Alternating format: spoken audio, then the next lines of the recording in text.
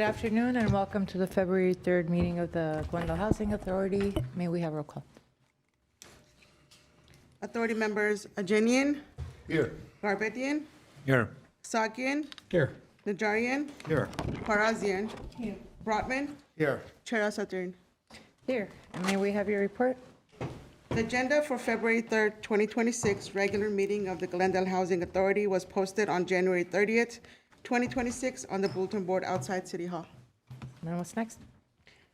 Approval of minutes of the Glendale Housing Authority meeting of December 2nd, 2025, December 16th, 2025, and the joint City Council and Housing Authority meeting of December 16th, 2025. Okay, do I have a motion? So moved. Second. All right, roll call. Authority members Ajanian, Yes. Garbetian, Yes. Sakian, Yes. Najarian, Yes. Parazian, Yes. Brotman, Yes. and Chair Asatarian. Yes. And do we have any cards for oral communication?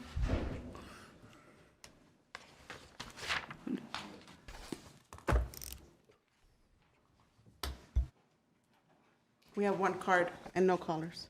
Okay, we'll take it. Beth Brooks, Welcome, Ms. Brooks.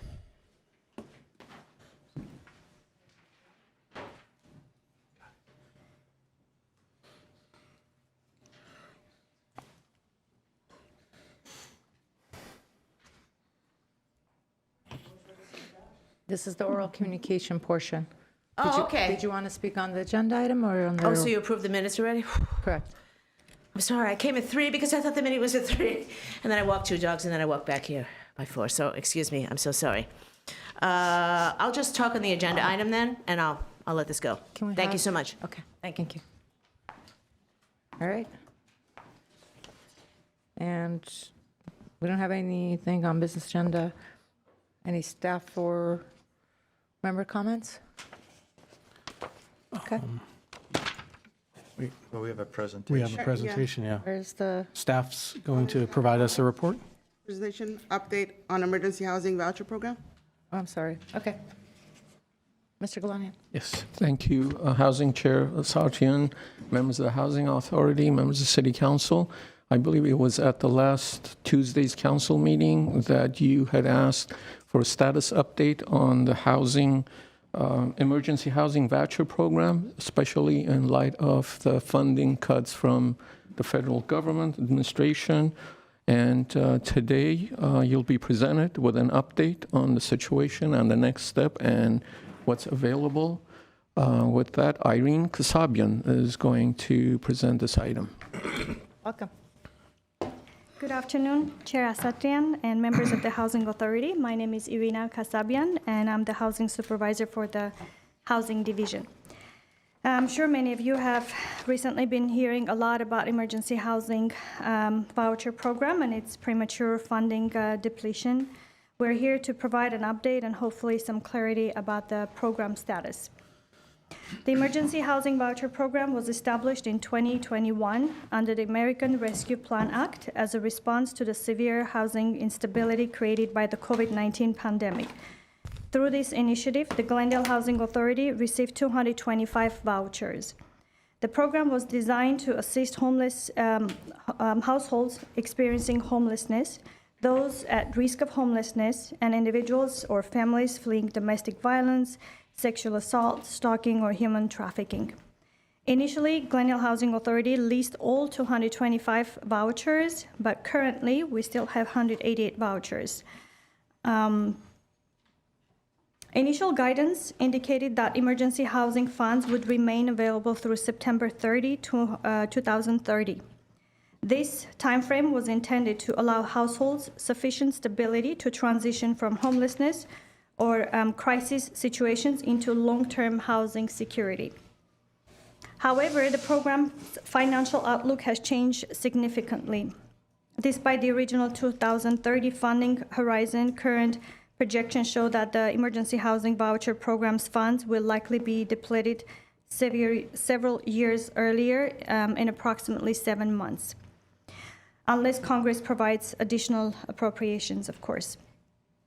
Several factors have contributed to this accelerated timeline. Public housing agencies across the country achieved rapid lease-up rates, which meant that funds were used more quickly than expected.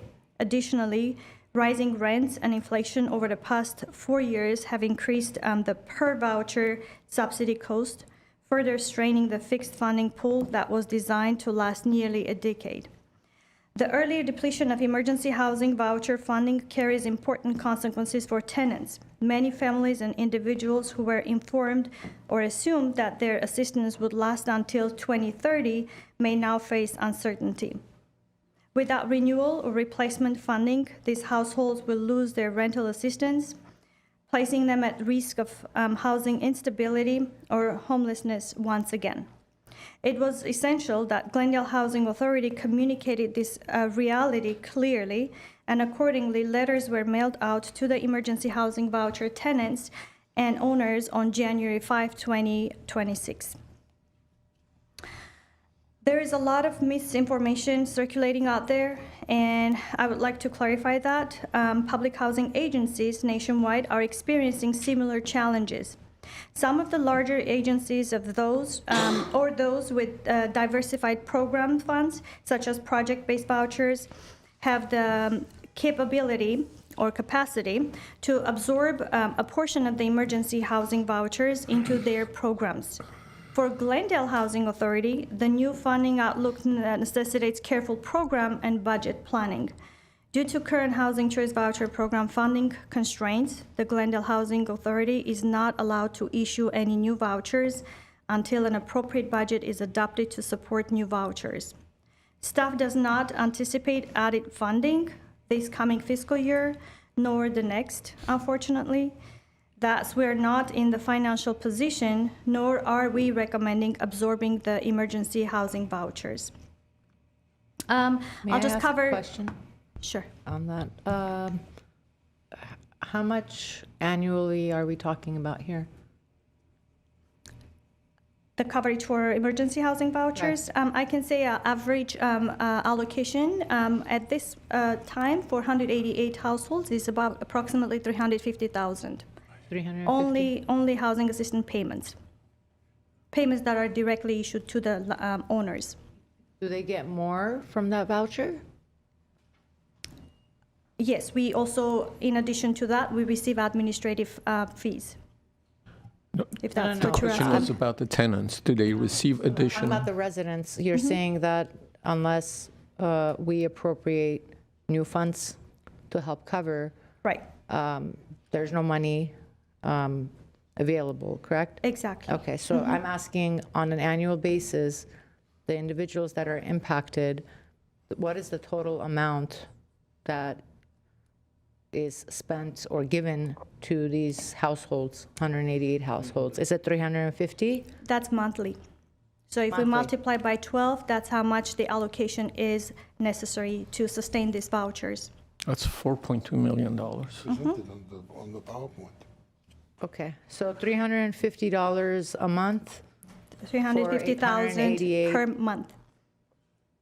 To sustain 350,000 per month Okay, all is right. necessary to sustain 188 household vouchers. Okay, and that 350 counts what they're getting plus staff? No, Or just, That's okay, only okay, all right, direct okay, assistance. Okay, okay, thank you. Sorry for interrupting. No you, worries. But go ahead. so I'll just cover some response to very commonly asked questions. We've been, for the last 2 weeks, we've been receiving a lot of concerns, of course, questions, and I'll just cover the two main ones, and if there are additional, we'll be happy to cover them. One of them, could the agency have transferred these vouchers into another program? And the answer is unfortunately no. Federal regulations and HUD guidance do not require public housing agencies to convert or absorb emergency housing vouchers into the Housing Choice Voucher Program. Decisions regarding whether to issue new Housing Choice Voucher assistance, including absorbing households from other programs, are discretionary administrative determinations made by the public housing agency based on funding and program capacity. At this time, the agency is experiencing a significant housing choice voucher funding constraint and cannot issue additional vouchers or absorb emergency housing voucher households without jeopardizing assistance for the existing participants. To Can I ask a safeguard. question, please? Yeah, I have a question. Yes. So you say we're not required to, but we can, if we choose, we can, can we put these people that are being dropped from the EHV onto our Section 8 waiting list, onto our standard housing choice voucher waiting list? So the question is, if we can, we could. Okay, But the question is, would we want to?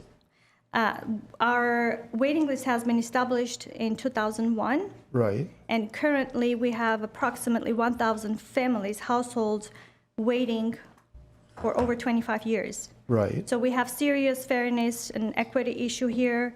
To put 188 households above 1,000 families that have been patiently waiting understand. for assistance.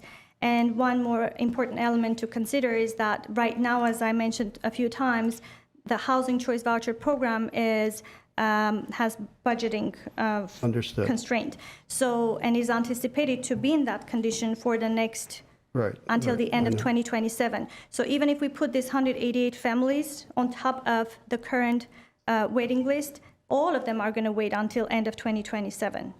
And when the funds become available, then the question is, at that moment, who qualifies most for the program? And we never historically had funding so much to say, let's bring in 200 families or let's bring in 400 families. So it's going to be incremental, 2 families, 10 families, 50 families at most. So that's going to be down the road. And it's the preferences, we already have preferences set for the current waiting list according to rules and regulations from guidelines. So you have to bypass all of that, reestablish, give new priorities to the new families. And what about the current ones? But there is, like I said, a lot of fairness issue to take into consideration. I understand, but we could do that. We could do that if we chose. We could Yeah. do that. Okay. This is more of like a commentary, but these numbers that you're mentioning are kind of peculiar. But shouldn't this presentation of yours been on a PowerPoint so we could see much more clarity? Because these numbers are kind of enormous. So maybe on your follow-up presentation, you will have it on a PowerPoint. Good suggestion, sure. Appreciate We that. can do Thank that. you. And again, can you, Madam Chair, can you share with us how many households are impacted by this? 188 at this moment. So are you suggesting that each one is getting $1,861 a month as assistance? Exactly, average. Average, Mm-hmm. okay. And to fund the program, the full funding cost for 1 year is approximately 300 and, 50 times 12. I don't have the 1,861. calculations. 350 a month. A month, yes. 50,000 a month, that's what I thought. Okay. That's direct assistance, meaning direct payment to the owners, not counting the operation and labor. Can we have her finish the presentation, then we can have comments and, please? Yeah, a little left. Thank you. Thank you. So at this time, the agency is experiencing a significant, as mentioned, housing choice voucher funding constraint, and unfortunately cannot issue additional vouchers or absorb emergency housing voucher households without jeopardizing assistance for existing participants. To safeguard the integrity and sustainability of the Housing Choice Voucher Program, the agency determined it cannot transfer emergency housing vouchers into Housing Choice Voucher Program. The next question is that we hear, could emergency housing voucher household be added to Glendale Housing Authority's waiting list? Unfortunately, no, and is not recommended. Even if placed on the waiting list, we could not assist them immediately due to current funding constraints, and HUD would not permit us to pull from the list due to those constraints. Placement on the waiting list is itself a substantive benefit governed by adoptive policies. HUD regulations and long-standing expectations of currently waiting applicants who have complied with those rules for decades.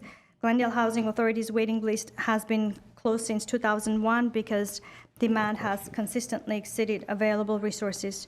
Reopening the list or adding households outside the established framework would undermine its integrity. Sorry for Question. redundancy, but Yeah, wanted to because cover. you're saying two different things, so now I'm confused. First, you said we could do it if we wanted to. Now you're saying we can't. No, we could, but we say we don't recommend for the fairness and equity reasons. But what you just said made it sound like that's not even an option that we have. No, we don't recommend. Okay, well, that's different. Recommending is different than saying we cannot do it. I'm hearing two different things, so I'm very confused now. Again, HUD allows, yes, please. Mayor, Councilmember, Authority members, I think one thing that's important here is when we say can't, we don't have a solution for them now. As mentioned, these vouchers are going to expire in August. Whether we put them on the list or we don't put them on the list, we do not have a solution for them now. So when we say can't, that's really, we're just not able to. We don't recommend it, even if it was possible, but we're not able to and we can't because this is not something that's going to be able to resolve itself by August of 2026. One thing I would also mention that this is a point in time discussion we're having right now. The information that's being conveyed to you is where we stand right now, the position that we're stuck in. Do note that about 2.5 hours ago, the federal government did pass a new budget. We have to take a look at that as a team and figure out if there are other opportunities to maybe identify solutions in there, as we do see that there's funding in there for HUD, for transportation as well. We are also looking at other creative solutions to try to hopefully provide some sort of stopgap to this. We're talking with community partners as well as internally brainstorming where we'll come back to council with those options, those alternatives, and have discussions with you to see if there's some sort of viable solution to this. What about the funds that we had approved for the rental assistance program? Wouldn't they qualify for that, or it's not? Based on the criteria that you had established, no, we would have to revisit that discussion. If that's something you wanted to look at, we would have to go back and look at that again. Okay. Yeah, if I might.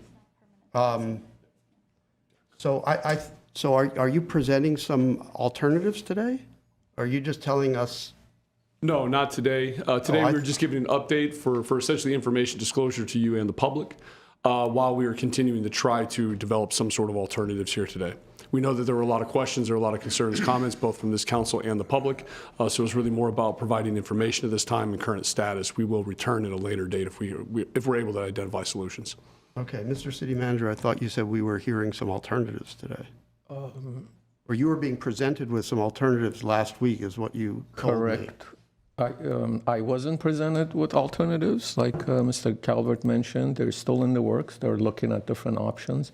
None of them are concrete at this point in time, so it's a little premature to provide. Okay, but any people have updates. been notified that they're Yes. going to be out in November.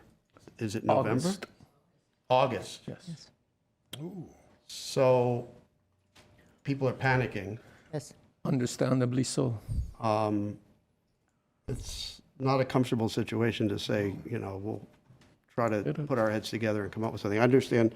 And that budget that we have from the Measure A, I know we kind of earmarked that for things. I think it was about 2-point-something million. Does anybody remember what that number was?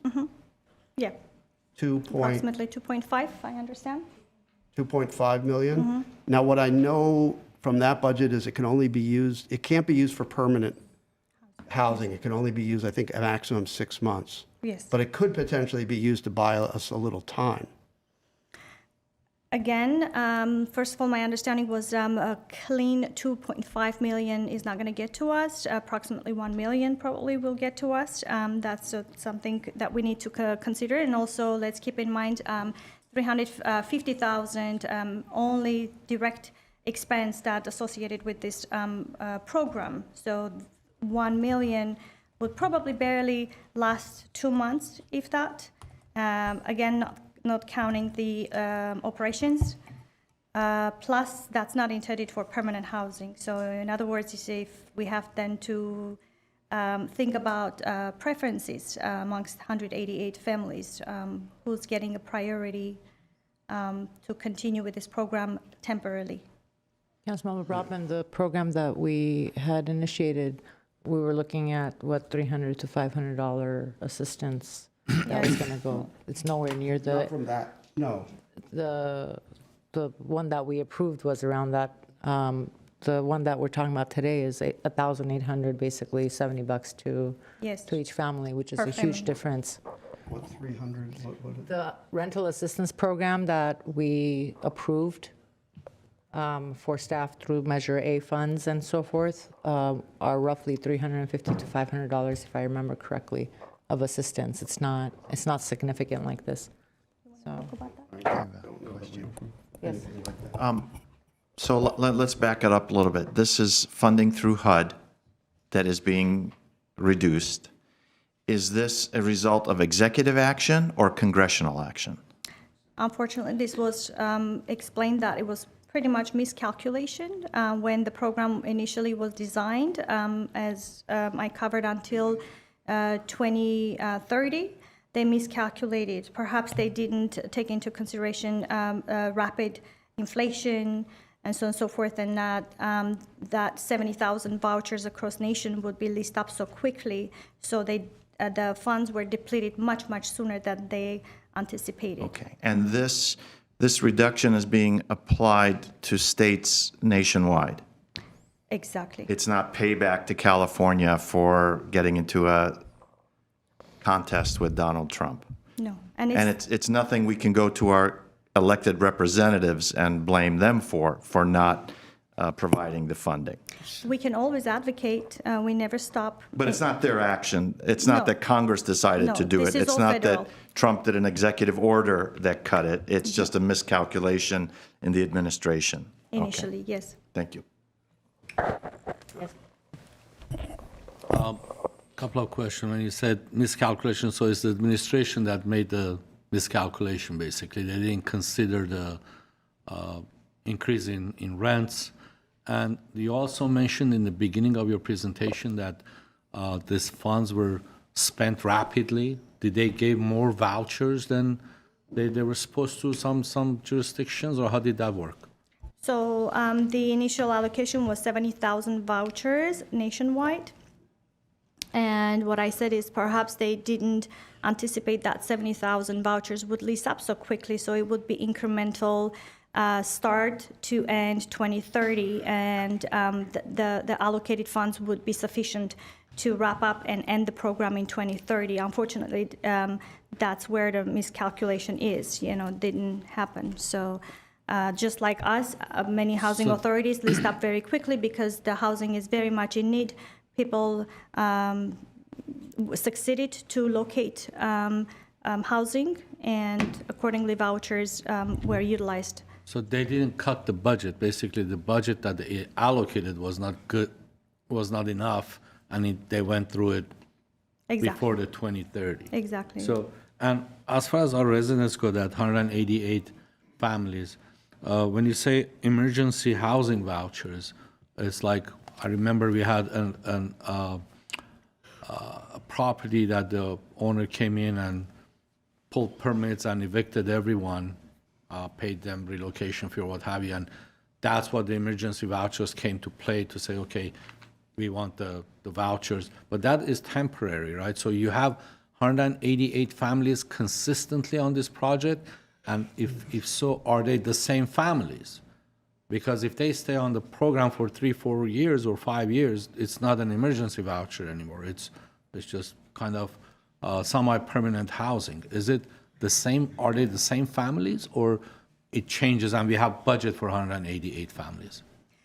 It's not changing, and HUD did not allow us to have turnover vouchers, meaning, let's say, when the voucher becomes available for whatever reason, the person passed away or they committed a fraud and we terminated them, we were not allowed to reissue that voucher. So it was allowed for a very short period of time, and then they blocked that. So it's not the same families.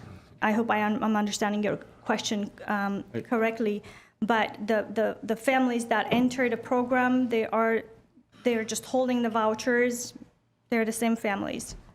So they're holding the voucher as long as the program Last, is in lasts. Okay, so when did we start this program? How long has it been? 2021, but until it kind of kicked in, operationally, it was late 2021. Late 2021, and we were anticipating to go until 2030. Yes. And it's being ended June or July of August of this year? Yes. Because of the lack of funding, basically. Yes. The funds didn't last until 2030. As intended. And as far as Section 8 goes, we all know that over 20 years, 2 decades, people are on that list. And that's another program that if the budget is not there, they're not increasing the Section 8 vouchers either. So placing them from this list that we don't have funding for, another list that we don't have funding for, I don't think is going to help them. What the magic answer is, I think we look to our city manager and the staff and see if, what other fundings are there to have options, basically. That's what we're looking for. Thank you. Was this onset an emergency, or was it different, and we're labeling it emergency? Was it a supplemental kind of funding, or is it just eventually we're labeling it as emergency? These were special type vouchers, special allocated vouchers by federal government at the time of COVID-19. So the intention was to step in and relieve the homelessness at that time. And consideration was 10-year span was perhaps good enough for people to sustain stability and gain independency and be able to move on without the assistance. So from the get-go, this program was not intended to be permanent, like our regular housing choice voucher program. This was intended to be temporary. However, unfortunately, it was cut much shorter than initially planned due to funding. So, yeah, may I ask a question, Madam Chair? Thank you. So, 2 questions. One is, some of these individuals who were on this program, from my understanding, who were on other program wait lists, forwent their ability to continue to be on those lists because they were receiving these funds, right? So, and I don't have every detail of the situation, but if they were on a Section 8 wait list in another jurisdiction or whatever, but they were receiving the assistance of this program, when contacted, they mentioned that they were receiving this program, and they possibly, from what I understand, were dropped off those lists, no longer on it.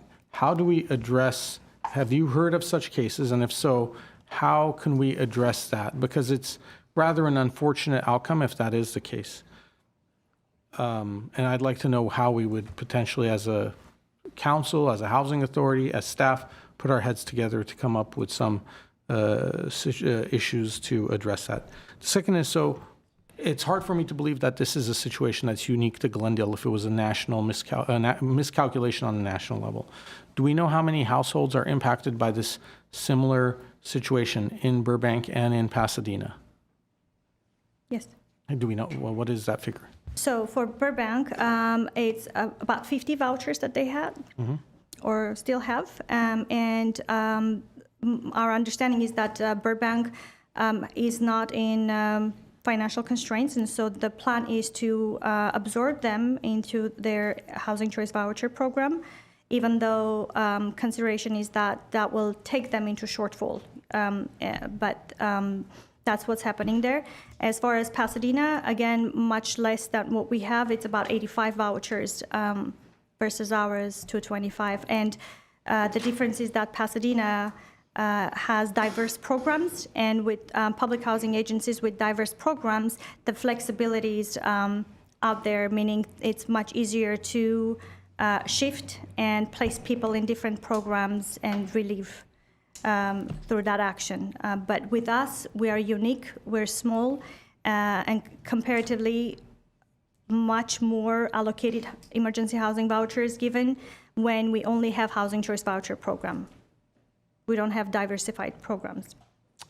Okay, I would like to have a little bit more information on that. Madam Chair, I don't know if this is appropriate time and place for me to get a full education on what diversified programs mean, because this is your area of expertise, but it's not my area of expertise. And I do want to know what Pasadena has done that puts them in that unique position, which now, from my perspective, is a much more enviable position than the one we're in.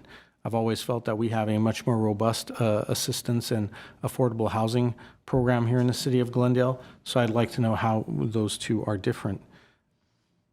How has this issue been raised with our federal representatives in Washington in terms of the impact that this correction or recalculation of the program has resulted in? So what I know is that we are a member of a few housing authority agencies. We do have representation. Very soon there's going to be a representation at Washington, D.C. Next week we have a staff member who's going to attend CAHA, that's California Authority of Housing Agencies. I'm sorry if I'm opening it incorrectly. So he's going to be part of that.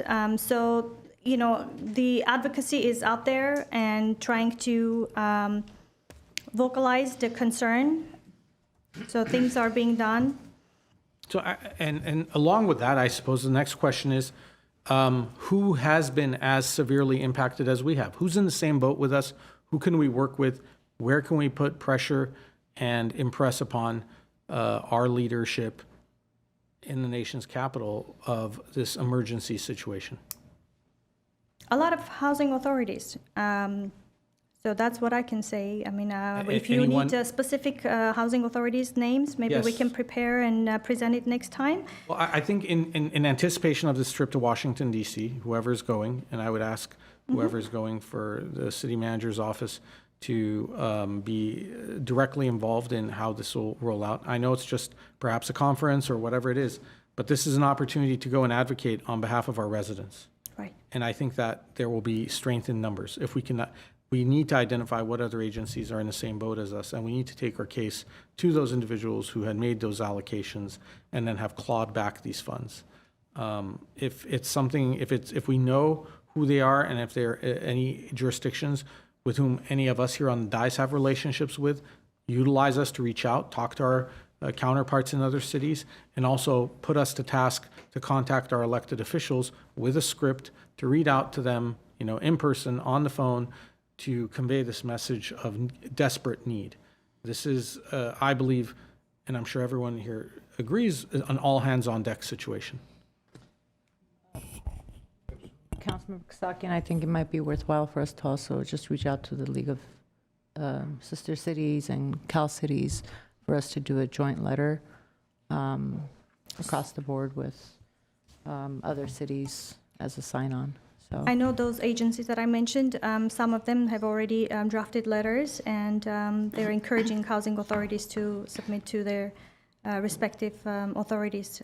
So we'll, I'm happy to again, work with staff on having something from us as well. And then I did ask Mr. Calvert just now to send me information on the advocacy, and if we can share that with all of our colleagues. Thank you. Can I ask another question? What do we know about Burbank, for instance? Are they in the same position as us, or are they more like Pasadena?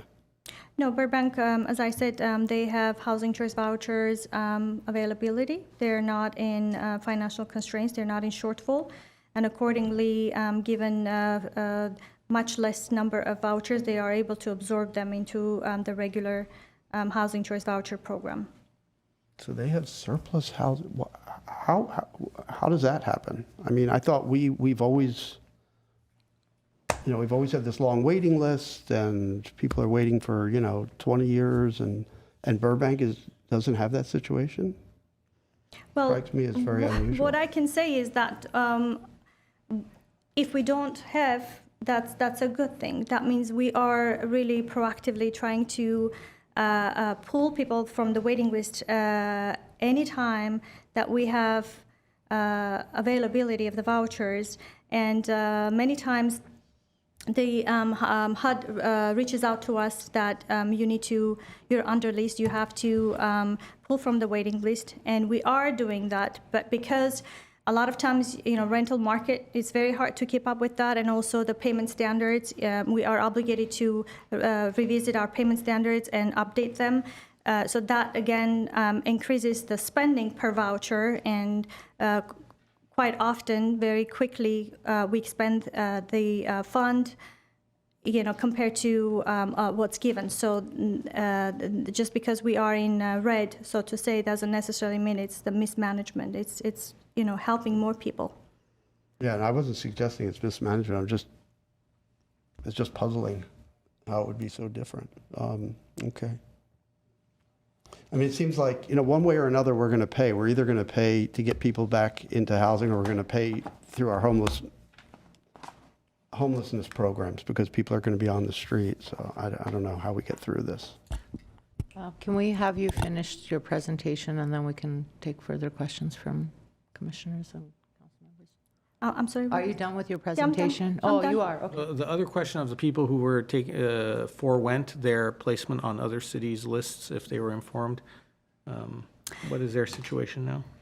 So it's an interesting scenario that you're suggesting. We've had quite the opposite, meaning when people are receiving emergency housing vouchers and they are on a housing choice voucher waiting list, when their turn comes, we are absorbing them into permanent, which is housing choice voucher program.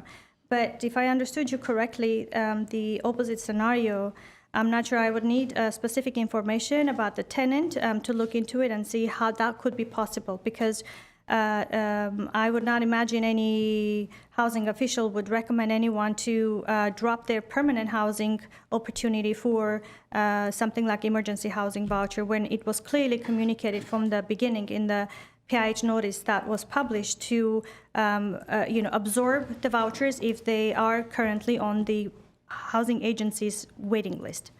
Okay. I'll have to look into my notes. There's a couple of emails that I was reading about meetings and updates. It could have been something that they were initially dropped and they felt that that was an error. So once I go through my notes, I'll connect with staff on the particular case or cases. All right. Do we have cards on this item? 2 cards and 1 caller. Okay. Do we take cards on something like this? It's not on the agenda. It is on the agenda. Should. So there's. Thank you. Thank you for your presentation. We'll take the speakers now. Okay, thank you. Thank you. Beth Brooks?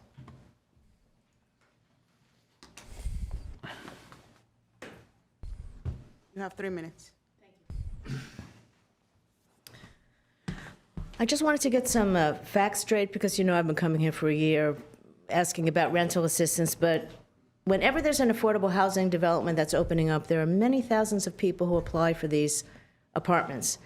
When I'm looking at this program that started in 2001 because of an emergency with COVID, which they started an emergency program assuming the emergency would go on for 10 years, which is not an emergency, that's permanency.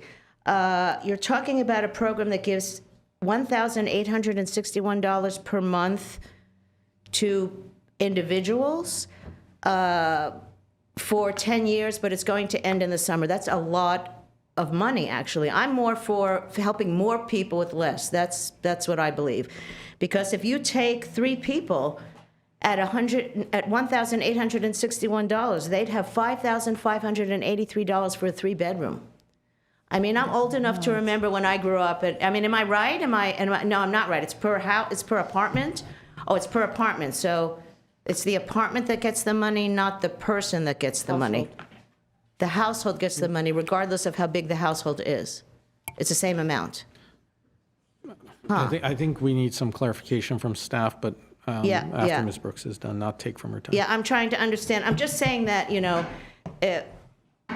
so a household could get $1,861. They could still live with another household, however, and still, it's a very generous program, I would say.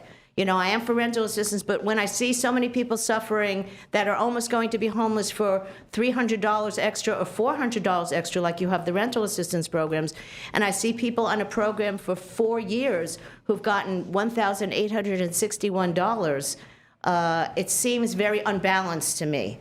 I know it's a federal program and we don't make the rules, but that kind of a program seems unbalanced. Also, if you've been on it for 4 years, it's how did you not get yourself off of that program, at least somewhat, so that you only need $900 or you only need $600? You don't need the full $1,861. That's what I'm trying to figure out.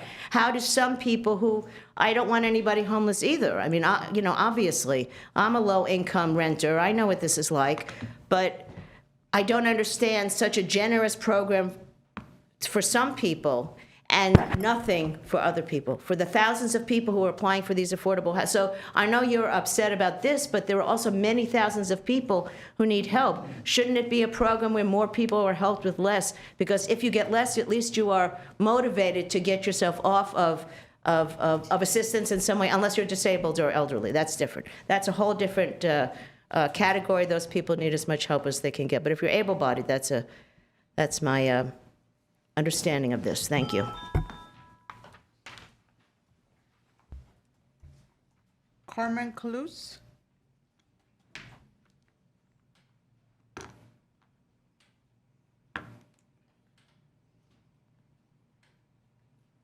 You have 3 minutes.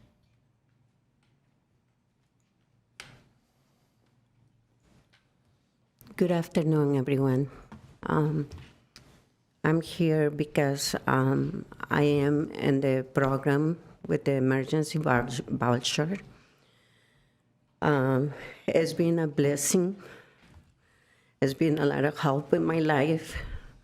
I'm disabled. I have 4 surgeries in my leg and 2 more to come. I lived in my car before. My car almost got stolen when I was inside my car. And it was a very difficult situation. And I want to let you know that I'm very blessed with this program. And I'm just asking you to please do not take this help, because I don't know what my life is going to be without it. I'm very blessed with the city of Glendale that they give us the opportunity to have a roof in our head. And I'm pretty sure I'm not the only one, especially in these days that we're going hard situation. So I just come to ask you to please do not cut this program. It's very important.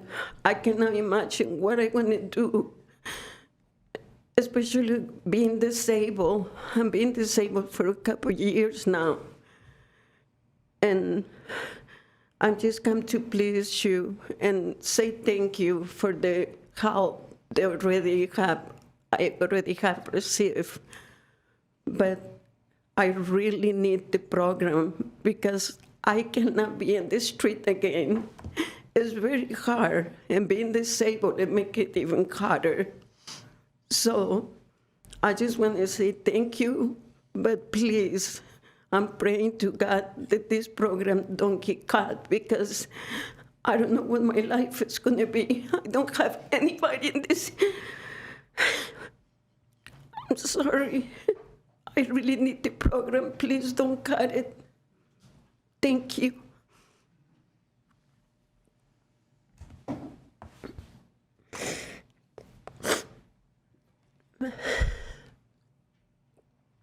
God bless you all.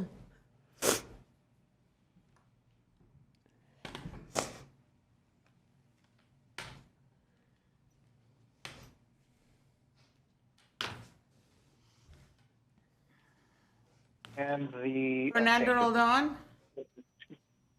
Yes, thank you, have Mr. 3 Mayor. minutes. Members of, yes, thank you very much, members of the housing board and all. You heard what the lady said, and here's something that I'm also going to add with what Beth Brooks and also another individual by the name of Mike Mofield and all. Folks, this is exactly what we were talking about. We need a better budget. These kind of this is really a serious matter, and this is exactly why we need business associations, the federal government, and a lot of and especially some of the independent living centers, especially for people with disabilities that really need that help. Folks, I am begging you, please. There needs to be a better budget for this. We need the business owners to help us out. We need apartment owners to help us out, because the thing is, we need to work this together. Right now, for example, past weekend, I just moved into a new apartment on Myrtle Street. Yes, even as myself, as a person with a disability and working, I was still able to get that apartment, thank God, but at a high cost. And the reason why I say that is because the rent here in Glendale is still very, very expensive. And I ask my city leaders to be mindful of all this. These emergency vouchers situation could have been avoided if we would have had the help of the business community to help us out on this, because really this is all of us together, folks, not just one that the housing authority does need a lot of help and more organization. That's all I have to say, and that's my 2 cents on that. Thank you. Yeah, Bill. Is that it? Okay. So I think given the time sensitivity of this issue, if we can have something come back by the end of the month with some alternatives or things we can look at, this will give staff an opportunity to look at what's in the new budget that passed and what other cities may be doing. I would note to Ms. Brooks, I can say that a lot of residents have reached out to me. People come from all walks of life, including individuals with disabilities that make things difficult. It's not as easy as to, get your feet off the ground. I can attest to one individual that I've had the, honor of knowing and seeing her through her journey. She was a domestic violence victim with 3 children whose husband cleaned out the bank accounts and left them, young children. And so she had to go get a part-time job.